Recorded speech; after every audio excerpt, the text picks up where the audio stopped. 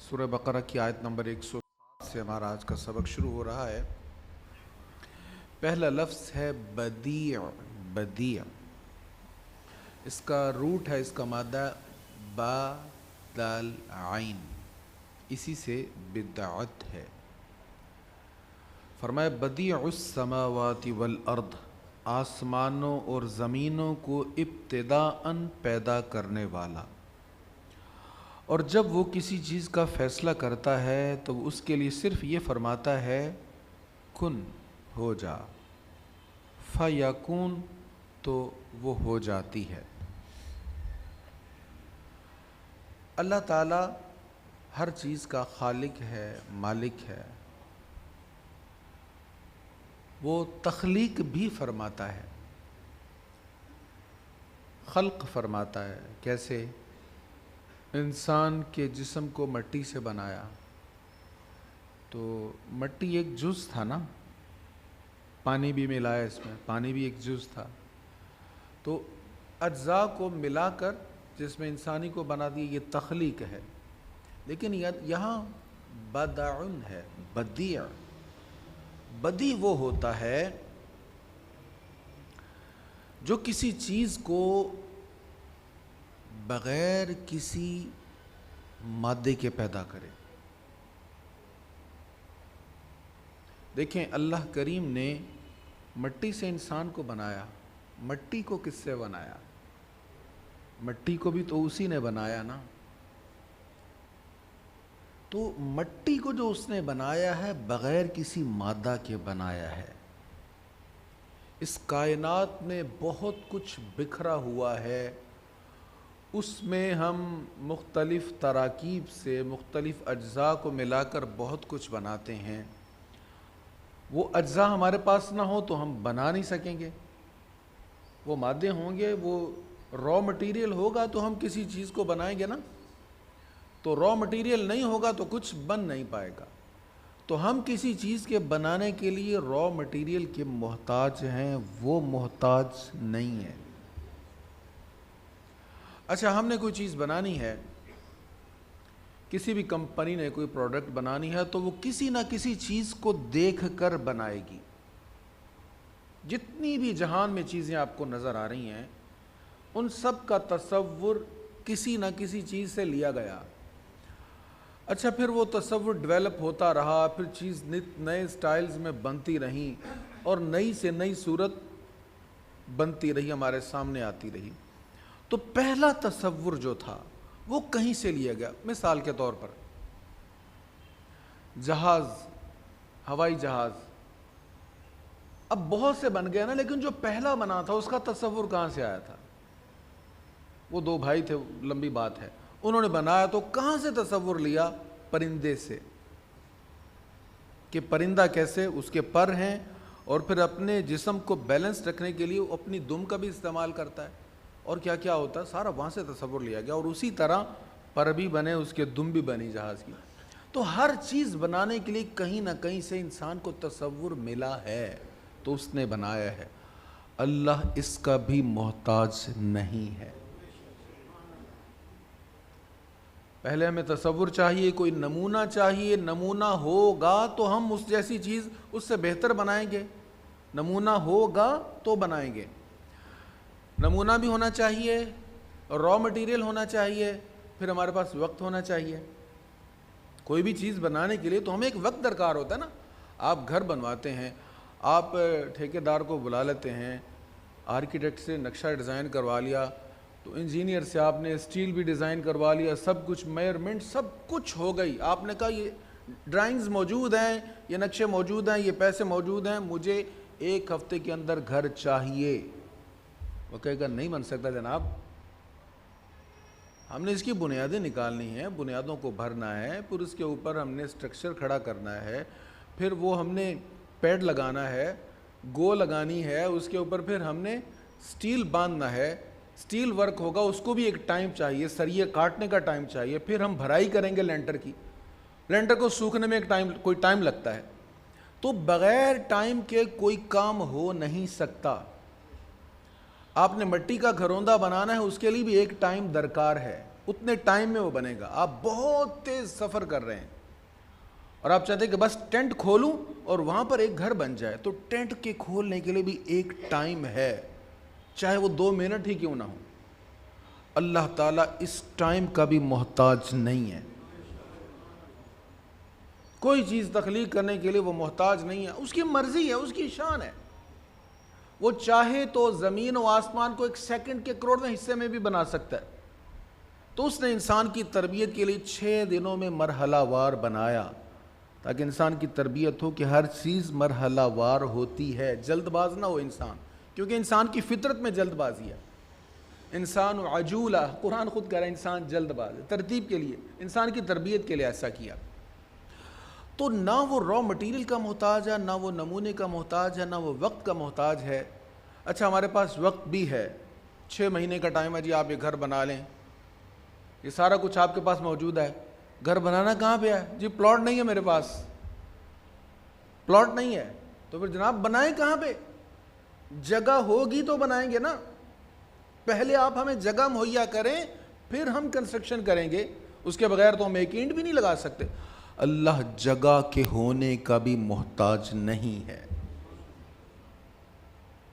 تو بدیع وہ ہوتا ہے جس کو کسی چیز کی محتاجگی نہ ہو, جو بغیر کسی نمونہ کے ابتداءً پیدا کرنے والا ہو.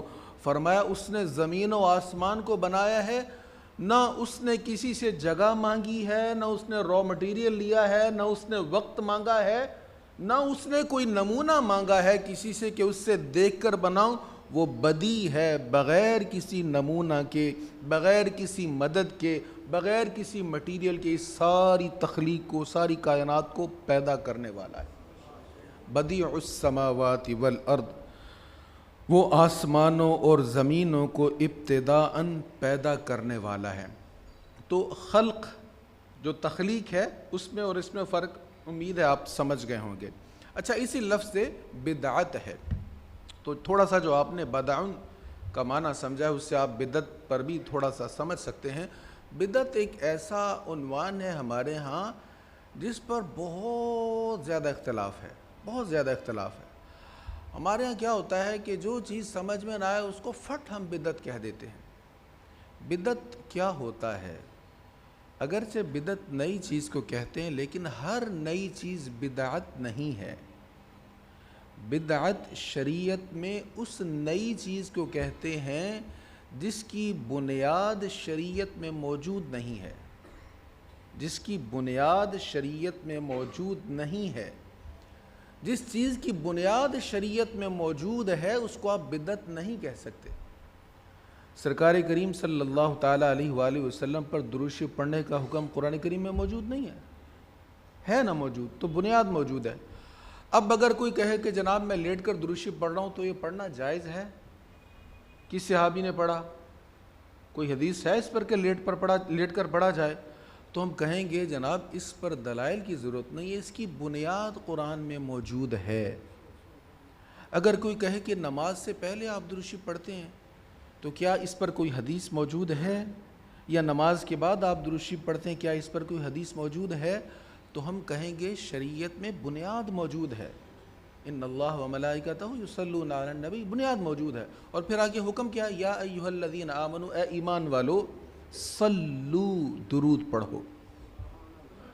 حکم دے دیا گیا صلو, درود پڑھو. یا اللہ کب پڑھیں بیان نہیں کیا گیا.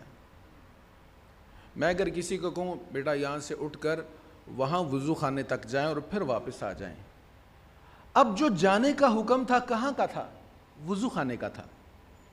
اب اس کو وضو خانہ پر ہی جانا چاہیے اگر وہ میرا کہنا مان رہا ہے, کیونکہ میں نے جانے کے حکم کے ساتھ قید لگا دی وضو خانہ کی.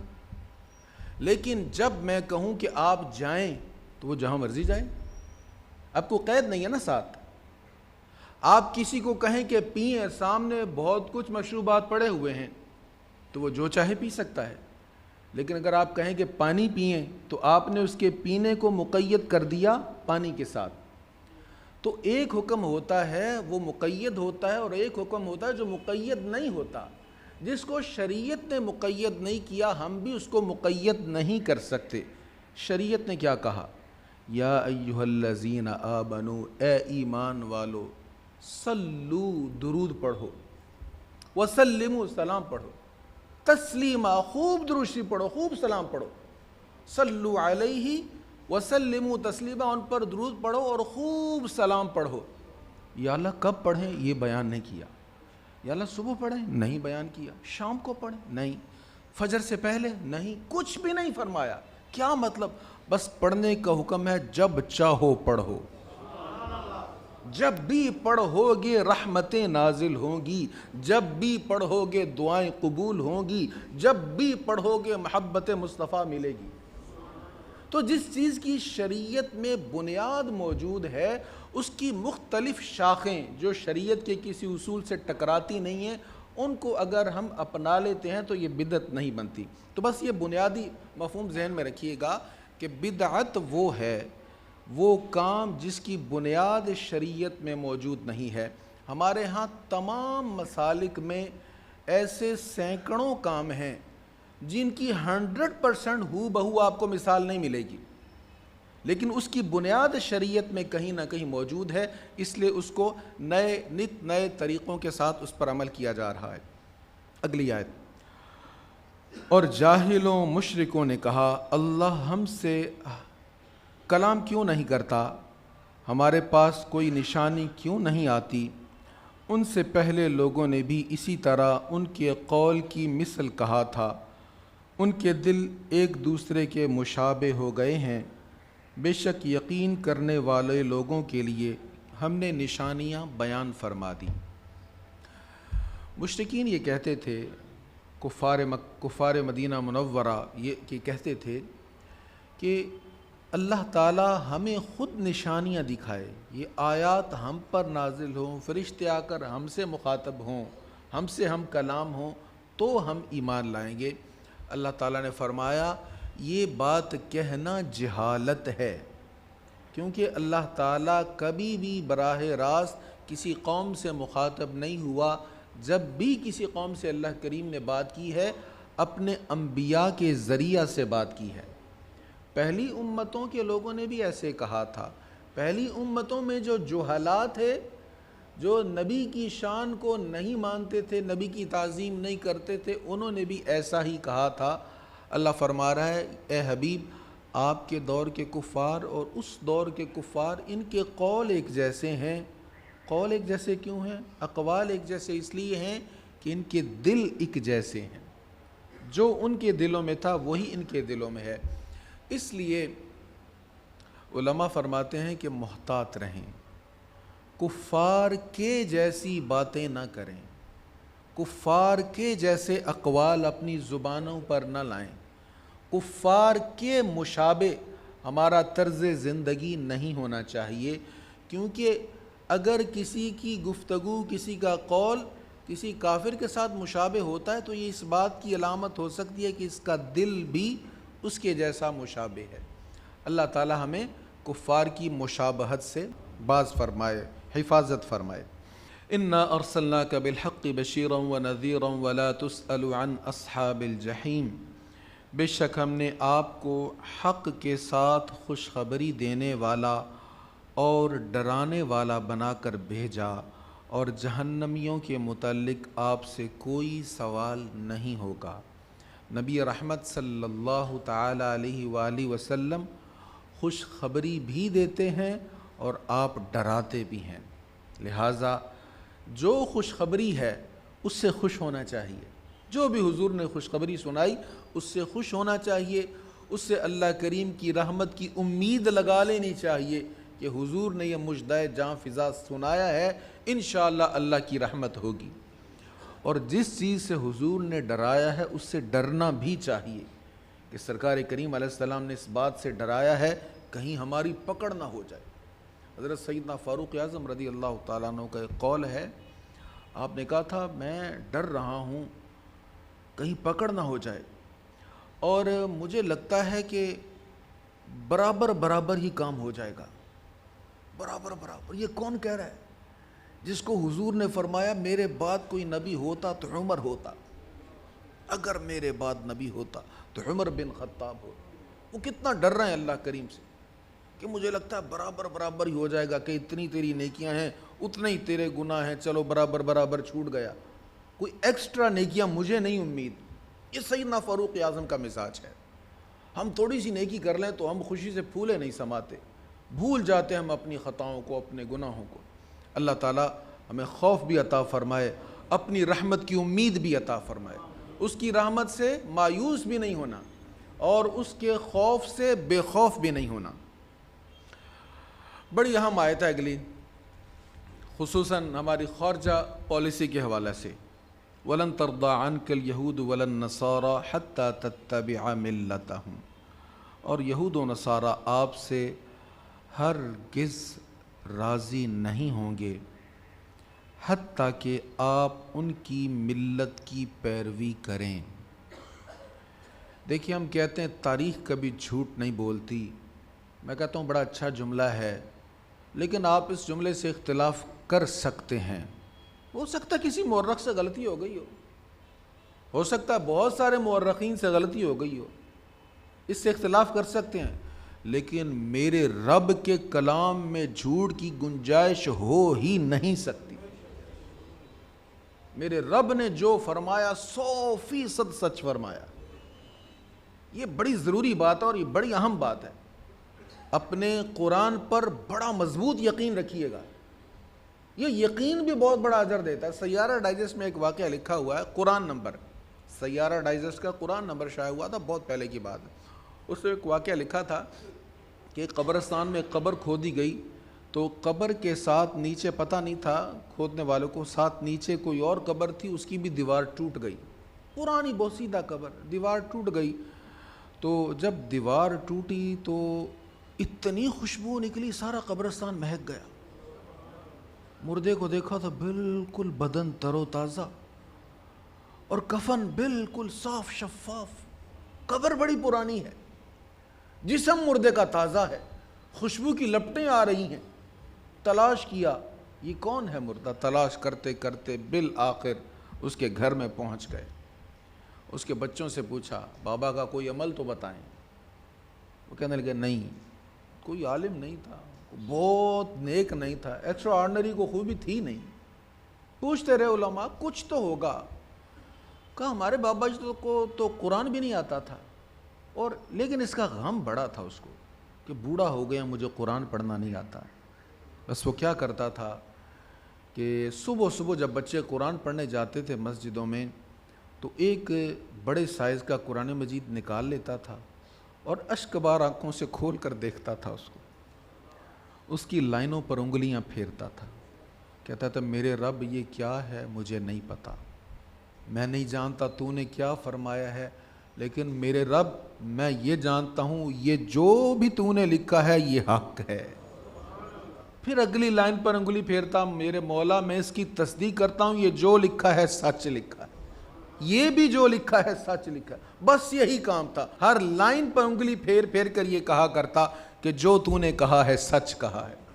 علماء نے کہا بس قرآن کی یہ جو تصدیق اس نے کی ہے اللہ کو یہ پسند آ گئی ہے اور اللہ تعالیٰ اس سے راضی ہو گیا۔ قرآن کی تو محض تصدیق بہت ضروری اور یہ ہمارے ایمان کا حصہ ہے۔ فرمایا ہرگز تم سے راضی نہیں ہوں گے۔ لن ترضا، میں نے آپ کو پہلے بتایا تھا لام اور نون جب کسی فعل پر آتے ہیں نا تو یہ کیا کرتے ہیں مستقبل میں نفی کا معنی کر دیتے ہیں، اور نفی بھی تاکید کے ساتھ۔ مستقبل میں آنے والے وقت میں نفی تاکید، لن ترضا، ترضا راضی اسی سے ہوتا ہے نا، راضی ہونا کسی کا، مرضی اسی سے ہے، را ضاد یا۔ لن ترضا، ہرگز راضی نہیں ہوں گے، یہود و نصارہ تم سے راضی نہیں ہوں گے۔ کب راضی ہوں گے؟ تتبع ملتہم، تم ان کے دین کی پیروی کر لو، ان کی ملت کی اتباع کر لو۔ مسلمانوں کی تاریخ آپ اٹھا کر دیکھ لیں، آپ کو پوری مسلمانوں کی تاریخ اس بات کی گواہی دیتی نظر آئے گی۔ پھر آگے ارشاد ہے، آپ کہیے اللہ کی دی ہوئی ہدایت ہی حقیقت میں ہدایت ہے، اور اے مخاطب جب کہ تیرے پاس علم آ چکا ہے اس کے بعد بھی تو نے ان کی خواہشوں کی پیروی کی تو تجھے اللہ کے عذاب سے بچانے کے لیے کوئی دوست ہوگا اور نہ کوئی مددگار ہوگا۔ اللہ تعالیٰ فرما رہا ہے اگر تم نے حق بیان ہونے کے باوجود، حق جاننے کے باوجود ان کی ملت کی اتباع کی، ان کی پیروی کی، پھر تمہارا کوئی مددگار نہیں ہوگا۔ اللہ تعالیٰ کی مدد تم سے روٹھ جائے گی، پھر تم مدد مانگو گے، دعائیں مانگو گے تو قبول نہیں ہوں گی۔ اللہ ہمیں اپنی اصلاح کی توفیق عطا فرمائے۔ جب ہم نے سود پر قرضے نہیں لیے تھے، اس وقت ہمارے پاس اگرچہ بہت عمدہ سہولیات نہیں تھیں، لیکن زندگی بڑی اطمینان والی تھی۔ بزرگوں کی زندگی بہت تھوڑا سرمایہ تھا، بہت تھوڑی سہولتیں تھیں، بہت تھوڑے اسباب تھے، لیکن زندگی میں اطمینان تھا، سکون تھا، وقار تھا۔ اور ہم نے پہلا قرضہ جب سے لیا، ان سالوں کو، ان تاریخوں کو آپ دیکھ لیں، سود پر جو پہلا قرضہ لیا، سود اللہ سے اعلان جنگ ہے، چھوٹی بات ہے کوئی؟ اللہ سے اعلان جنگ جب ہم نے آغاز کیا تو معیشت کہاں پر پہنچ گئی ہمارے سامنے ہے۔ تو فرمایا وہ تم سے ہرگز راضی نہیں ہوں گے، تو جب وہ تم سے راضی نہیں ہوں گے تو پھر تم ان کی اتباع بھی نہ کرو، اللہ کے دین کی پیروی کرو، اللہ تعالیٰ تمہیں مدد عطا فرمائے گا۔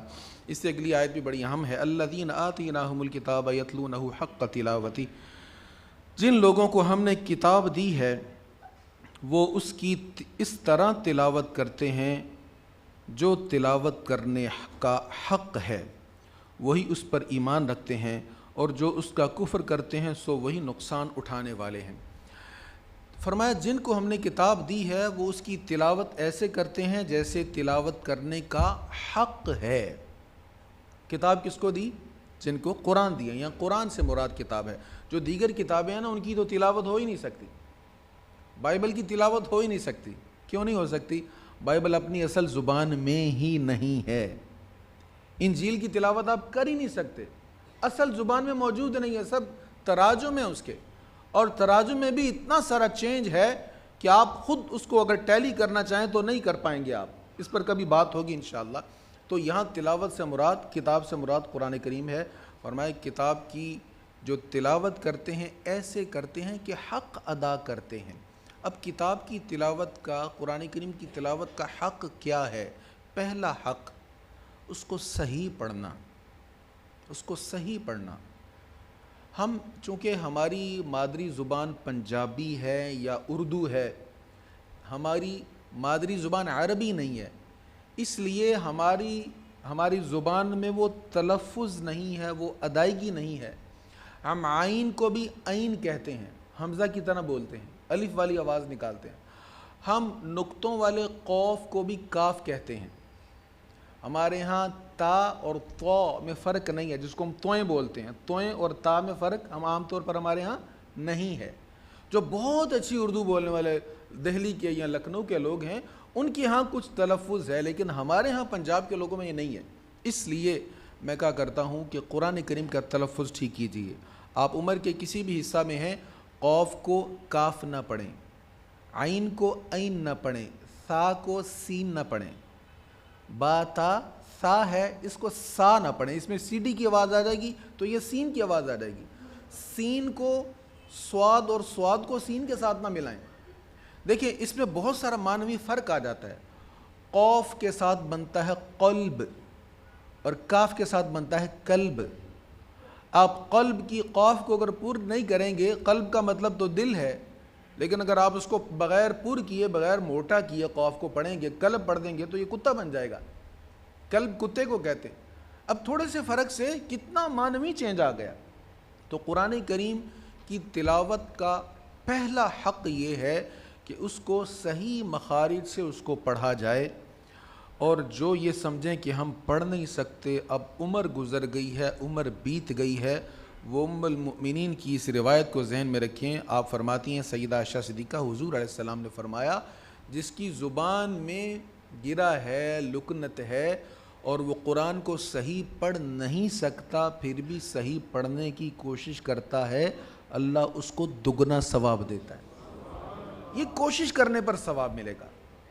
آپ اگر سمجھتے نا بوڑھے ہو گئے تو اب تو مجھ سے یہ ادائیگی نہیں ہوگی، میں کیسے قوف نکالوں گا، کیسے عین نکالوں گا، ہا کیسے پڑھوں گا، ہا اور ہا میں فرق کیسے کروں گا، تو ٹھیک ہے آپ نہیں کر سکتے لیکن آپ کوشش تو کر سکتے ہیں نا۔ کوشش جب کریں گے انشاءاللہ دگنا اجر اللہ عطا فرمائے گا۔ اللہ ہمیں صحیح قرآن پڑھنا نصیب فرمائے۔ وآخر دعوایا ان الحمد للہ رب العالمین۔